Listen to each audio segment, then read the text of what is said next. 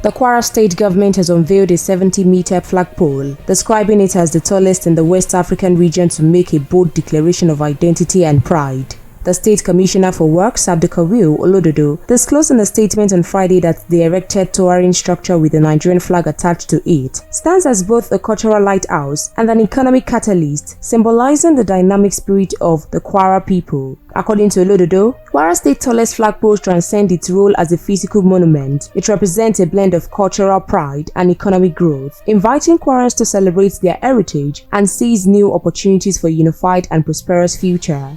Flagpoles have long been pivotal symbols of national pride and identity. The commissioner also emphasized that Kwara's flagpole embodies the state's blend of tradition and modernity, promoting social cohesion and celebrating diversity. He said it served as a symbol of growth, attracting tourism and investment, boosting local businesses, and stimulating economic development. He explained that the flagpole represents Kwara's promises of a brighter future, driven by strategic investment and innovation. The commissioner further encouraged residents to reflect on their role in Kwara's growth, emphasizing the need for sustainable development that balances cultural heritage with modern progress. We'll continue to supply you real-time news updates and exclusive videos. Keep watching Naija News TV.